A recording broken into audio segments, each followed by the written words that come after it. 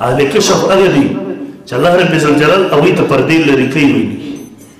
خو چې کله الله وغواړي دغسې نه چې کله دی وغواړي بعضې جاهلان عقیده لري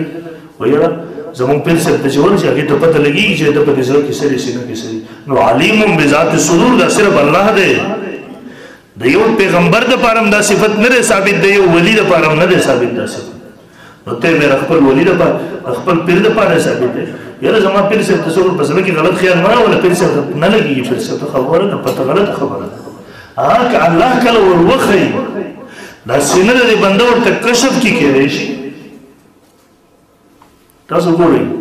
ما مخکې بری باندې تفصیلي حالات تاسو ته روایت دلایل واقعات مثالونه بیان کړي الله پیغمبر دی صلی الله علیه وسلم صاحب کشف دی مسلم شریف کې حدیث موجود دی ورځ چې دا معراج په شپه باندې چې کله معراج نه ورپسې وشوله سبا ته مشرکین خبر شو ویل ما ته ویل ښه ته په یوه شپه باندې بیت المقدس ته لاړې هلته نه بیا اول اسمان دویم درېیم څلورم پنځم شپږم اووم بیا هغه ځای نه واپس راغلی ما ورته ویل ویل ما ته وایي چې وایي مسجد نبوي په بیت المقدس کې څو ستنې دي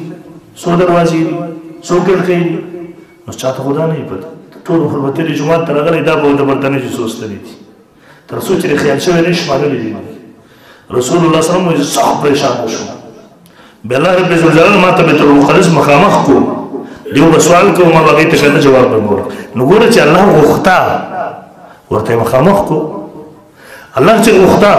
رسول الله صلی الله علیه وسلم مدینه منوره کې دی مخامخ دیوال کې الله جنت جهنم ورښیي لیکن چې نه یې غوښته نو د رسول الله صلی الله علیه وسلم د بیبي هار ورک شوی دی یو سفر دوران کې فقام على التماسي الله پیغمبر صلی الله علیه وسلم پاسېدو د هغې د تلاش لپاره هار یې کتو صحابه کرام فبعثا نبی علیہ الصلوۃ والسلام فبعثا اناسا کسان یې ولېږل د هغې په تعالی التماسي د هغې په تلاش کې پیدا نه شو نبی علیہ السلام اعلان وکړ چې اوښ چې پاسېدو هار د هغې نه لاندې پروت نو چې ورښودې مدینه منوره کې جنت جهنم ورښودو چې ورښودې مکه مکرمه کې بیت المقدس شام او فلسطین نه ورښودو او چې نه یې ورښوده د یو اوښ د لاندې هار پروت و هغې نه ورښودو نو دا په اختیار د الله کې په اختیار د بندګانو کې نه وي نو دا د جهالت خبره کول پیر صاحب چې وګوري پته ورته لګي د دې په سینه کې څه دي دا د جهالت خبره ده تعلیم بذات الصدور الله دی د بنده لپاره دا عقیده لرل دا شرک عقیده لپاره سره انسان د اسلام نه خارج زمونږ عوام وروڼه یې غریبان دا جاهلان یې بوځي پیر صاحب ته به مخامخ کښېنئ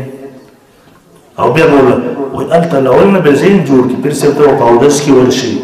زړه به سوال کېږي چې پیر صاحب ته پته لګېږي نو دا خو د الله صفات دي ته خپل پیر له ورکړي دا خو د پیغمبر دپاره نه دی ثابت دې وجې نه موږ عوام الناسو ته وایو د خلکو نه ځان منع کوي دا تبلیغي جماعت والا وروڼه دیو سره وخت ولګوو ایمان به دې جوړ شي عقیده به دې جوړه شي اعمال به دې برابر شي د دغه جاهلانو چې لاړې اول نمبر خو پیسو نه به دې ټول خلاص کړي پیسه به رااخلي حق پیر ستر به وروړي بس د پیر د طرف نه ورته پروانه بیا میلاویږي د جنت د پیرۍ مولدۍ قایل دي موږ علما دي ون څلور سلسلې مو زموږ پیران شته دی الحمدلله خو جاهلان نه دي د دې وخت کې دا خو دنیا هم دي تباه کې آخرت هم دي تباه کله به پیشنګویانې درکوي د غیبو خبرې به درته کوي کله به دې پالونه ګوري او په خپله مونځ هم نه کوي د سر بس بیا خو رسېدلی دی یو مشهور پیر یو ځای ته راغلی و مولد خواته نو څو ورځې د هغه په حجره کې تېرې کړې مونځ هم نه کوو نو چې یو پیر مونځ نه کوي دا به څه پیر مونږ لپاره معیار خو شریعت دی د یو چا بزرګي ګورو د شریعت په معیار به ګورو چې یو څوک په شریعت باندې ژوند او عمل نه تېروي دا پیر نه دا خو یو ګمراه سړی دی رسه مونځ یې نه کوو هغه د ښځې به ورله خدمتونه کول سبا بېګانو ورله خوراکونه لولیانې تیارولې نو پیر صاحب بل ورځ پسې هغې خپل خاوند ته ویل تا خو مونږ په خدمتونو ستړي کړو ورو هفته یې وشوله په کور کې دا پیر صاحب خو مونځ نه کوي رسه چې راغی خپل پیر ته یې ویل ښځه خو مې دغسې ویل هغه ورته ویله لږ دې ته ووایه چې ساده ښځې مونږ ناست دلته یو خو مونځ په حرم شریف کې کوو مونږ هر مونځ ته به تصور کې هلته ځان رسوو مونځ هلته کوو ظاهره دی نه کوو باطنه دی کوو بیا بسې هغه ښځې بسې جواب راولېږو ده ته ویلو پیر صاحب ته دې ووایه چې ته مونځ په حرم کې کې مکه مکرمه مدینه منوره کې کې نو خو پاکې علاقې د خوراک هم هلته کوو که نه ظالمه مونځ هلته کې خوراک پسې مونږ ته راځي بیا یې ورته هغې ته ویل نه تا ګستاخي وکړله پیر صاحب بېادبي دې وکړله هغې داسې وکړله ساده وریجې پخې کړې دنه پکې پولا او چرګان او غوښې کې خدوی پر پاسه پغه غټ ټالی کې په پاسه ساده ورځي چې غیر اوستل پیر سه لاس ورنو نو کې پیران خو دې د باطل پیران په غوړو جوړ دا او پیسو په مالولو باندې پیر سه او دا بس ګاډي ماډي او دا سیستم دا ټول دا و حرام مالی په حرامي طریقې سره وصول کړي خپل عوامو ته به څور کولی او زمونږ منطقه خلک دا هوټل دا و بیا یقینا و بیا نه نور دي غیر مخالف چې ورته وي مونږ نه یو بیا الحمدلله البته د بدعات رد کوو په سختۍ سره کوو زمونږ د علماء دیوبند شیوه دا وه د بدعات رد هغوی کړی دی کل کړی دی په دې کې د چا خیال نه دی ساتلی نو که څوک پیر صاحب وفات شي دلته هغه یو پیر وفات شوی و 80 تولې سونه دی په اسقاط کې ورکړي وو په د اسقاط د څه لپاره کوي نو ما ته لکه ستاسو پیر بیا څنګه و دلته ټول عمر نه روجې نیولې دي نه منظور کړي دي تاسو اسقاطونه اوس ورکوو نو چې نه یې پرېږدي بیا ته اسقاط د څه ورکړي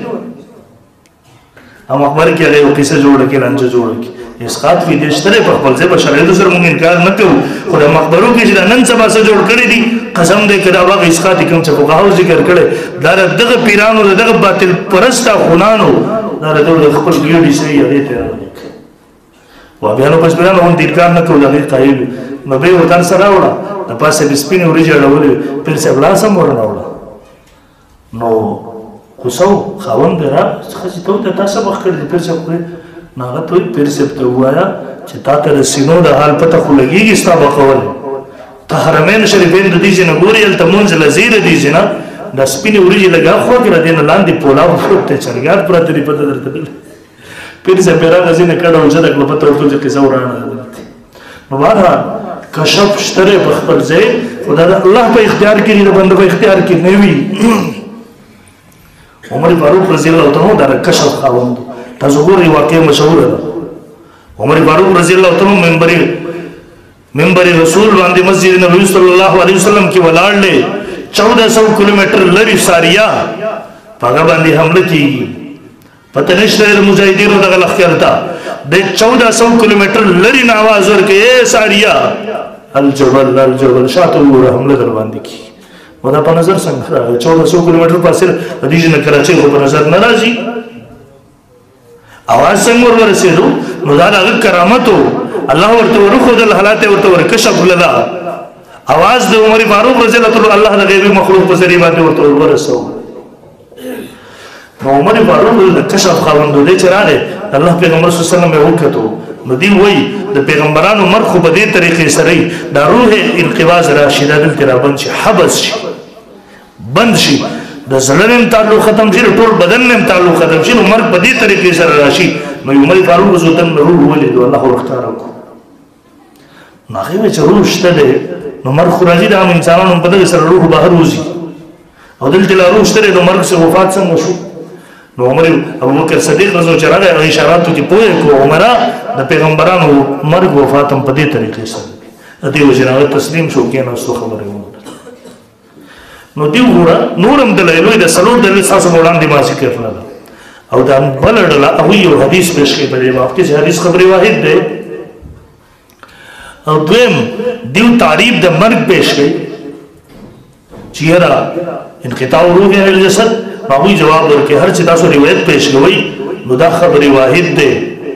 او کما عقیدی کې چې مونږ باسو د غیر پاردیسی او قطعی ثبوت قطعی دلیل تاسو راوړی چې د عقیدی بنیاد ور باندې خوله کیږي نو بیا صحیح ده خو یې خیر نشته د رسیو حدیث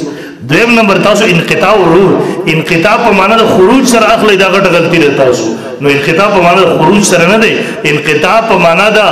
تعلق کټ کېدو سره دی او تعلق کټ کېدل په خروج سره مراتل شي او په حوس سره مراتل شي نو بهرحال یو خبره مې دا وکړه او موږ دیونه تاسو هم کوو تاسو دا ویل شي